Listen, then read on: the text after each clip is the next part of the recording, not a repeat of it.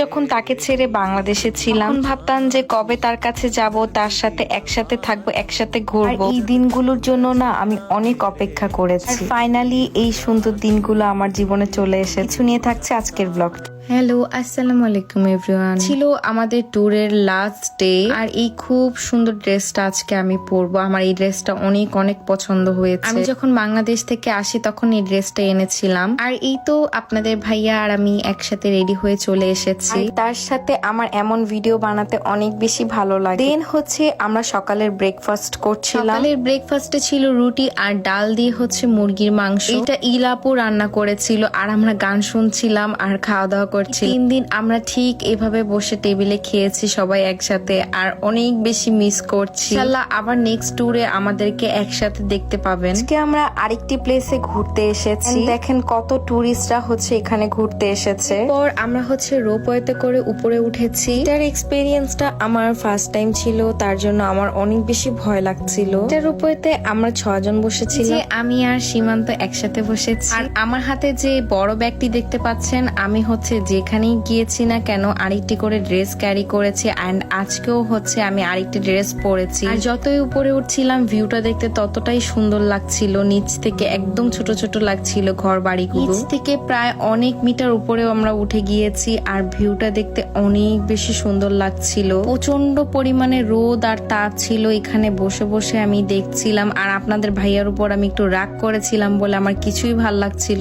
এই বাচ্চাটাকে যখন আমি দেখেছি আমার মুড একদম ভালো হয়ে গিয়েছে। আপু আর আমি হচ্ছে দুজনে ওর সাথে একটু একটু করে খেলছিলাম। ড্রেসটার পেজ লিংক আমি কমেন্ট বক্সে দিয়ে দিব। এরপর আমি হচ্ছে এখানে বসেছিলাম, এন্ড এখানে হচ্ছে একটা জাপানিজ আন্টির হচ্ছে এই কুকুরটি ছিল, আর আমি বলছিলাম যে আমি তার সাথে একটু ছবি তুলবো, কারণ আমার সাথে একদম ড্রেস ম্যাচিং হয়ে গিয়েছে। তার সাথে আমি খুব সুন্দর সুন্দর ভিডিও করেছি সেদিন। আর এত পরিমাণে রোদ ছিল তাকাতেও পারছিলাম না। আমার এরকম ন্যাচারাল পরিবেশ অনেক বেশি ভালো লাগে। এখানে আমরা সবাই একসাথে লাইনে দাঁড়িয়েছি, কারণ একটা গ্লাস আছে ওইখানে দাঁড়িয়ে হচ্ছে অনেক সুন্দর ভিউ দেখা যায়। এন্ড বিশাল বড় লাইন ছিল, আর আমরা লাইনে দাঁড়িয়ে কি করব এই জন্য হচ্ছে একসাথে সবাই ভিডিও করছিলাম, টাইমটাকে কাটাচ্ছিলাম। সেখানে অনেক বড় লাইন ছিল বলে হচ্ছে আমরা দোলনাতে উঠেছি।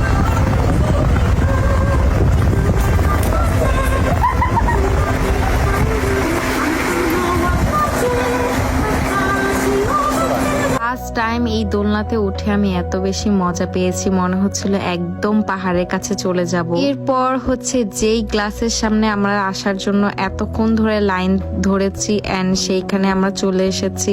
আর এখান থেকে ভিউটা অনেক বেশি সুন্দর লাগছিল, আর অনেক গরম লাগছিল বলে আমি একটা কফিও খেয়েছি। তারপর তার সব বন্ধুদেরকে একসাথে একটা ভিডিও করে দিয়েছি এখানে। আর রিলের জন্য আমি আর সীমান্ত এখানে ভিডিও করছিলাম, আর সুন এই রিলটা আমি আপলোড করব। আর সেখানে ওয়াশরুম ছিল, এন্ড ড্রেস তো আমি নিয়ে গিয়েছিলাম। এত সুন্দর জায়গায় এসেছি, আরেকটা ড্রেস না পরলে কি হয় বলেন তো। এরপর তাড়াতাড়ি যেয়ে হচ্ছে আমি এই ড্রেসটা পরে ফেলেছি। আমরা আর রিসোর্টে আজকে ব্যাক করব না, কারণ আমার রিসোর্টটা হচ্ছে 2 দিনের জন্য নিয়েছিলাম, এন্ড রিসোর্ট হচ্ছে আজকে চেক আউট করে আমরা বের হয়ে গিয়েছি। আমাদের লাগেজ এন্ড এভরিথিং সবকিছু আমরা গাড়িতে রেখে দিয়েছি। এখানে ঘোরাফেরা করার পরে ডিরেক্টলি হচ্ছে আমরা বাসার উদ্দেশ্যে রওনা হব। সেই পাহাড়ের থেকে আরেকটা রোপওয়েতে করে আমরা আরেক জায়গায় যাচ্ছিলাম, এন্ড এখান থেকে ভিউটা দেখতে অনেক বেশি সুন্দর লাগছিল। আমি না শুধু সীমান্ত ড্রেস চেঞ্জ করে ফেলেছিল, এন্ড আবার আমরা ম্যাচিং করেছি। এন্ড সেকেন্ড যে পাহাড়টাতে আমরা এসেছি, এখানে এসে দুজনে অনেক সুন্দর একটা ভিডিও করেছিলাম। সেকেন্ড ড্রেসটা পরাতে আপুর আর আমার ড্রেস প্রায় সেম ম্যাচই হয়ে গিয়েছিল। আপুরও কিন্তু ভ্লগিং পেজ আছে, আপুর পেজের নাম হচ্ছে সাকিনা ইলা। আপু কিন্তু অনেক সুন্দর ভ্লগ বানিয়ে থাকে, অবশ্যই আপনারা দেখবেন। এরপর সীমান্তের সাথে আমি অনেক সুন্দর করে ভিডিও করছিলাম। এই প্লেসটা অনেক বেশি সুন্দর ছিল, আপনাদেরকে আমি নিচে যেয়ে দেখিয়ে দিই।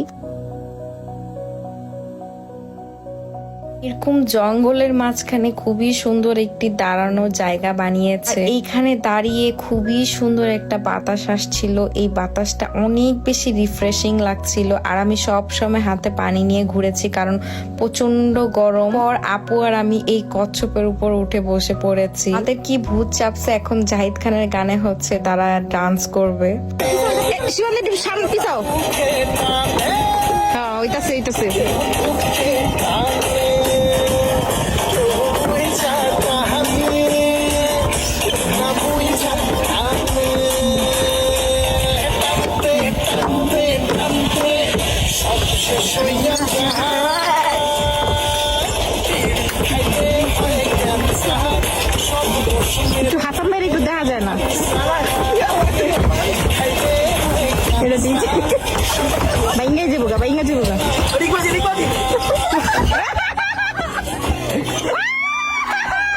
এখানে আমরা অনেক বেশি মজা করেছি। এখন উপর থেকে আমরা নিচে নামছি, আর এই নামার ভিডিওটা আমার অনেক অনেক পছন্দ হয়েছে। আপু করেছিল এই ভিডিওটি। এরপর যখন বিকেল হয়েছে, হঠাৎ করে আকাশে একদম পুরো মেঘ দিয়ে ঢেকে গিয়েছে। মানে এখান থেকে এখানে কোনো কিছুই দেখা যাচ্ছিল না, একদম মানে অন্যরকম ওয়েদার হয়ে গিয়েছে হঠাৎ করে। এই মেঘগুলো না একদম পাহাড়ের উপরেই ছিল। যখন নিচে নেমেছি তখন একদম রোদ ছিল। আমরা এসেছিলাম হাকুবাতে, আর এখানে সীমান্ত কিছু ড্রিঙ্কস কিনেছিল। আজকের দিনের মতন ঘোরাফেরা আমাদের এখানেই শেষ হয়ে গিয়েছে। এন্ড গান শুনতে শুনতে নাচতে নাচতে এখন বাসার দিকে যাচ্ছি। আর হঠাৎ করে দেখি সীমান্তর একদম অ্যালার্জি হয়ে গিয়েছে। এরপর হচ্ছে আমরা নাগানো স্টেশনের সামনে গিয়েছিলাম। মানে একটা রুলস আছে, যেখানে ঘুরতে যান না কেন সেখান থেকে হচ্ছে কিছু না কিছু গিফট নিয়ে আসতে হয়। এন্ড সীমান্ত অনেকগুলো গিফট কিনেছিল, আর অফিসে বাসার জন্য সবার জন্য একটু একটু করে সে কিনেছে। আমরা দুপুরে লাঞ্চ করিনি, এখন আমরা একটা ইন্ডিয়ান রেস্টুরেন্টে এসেছি।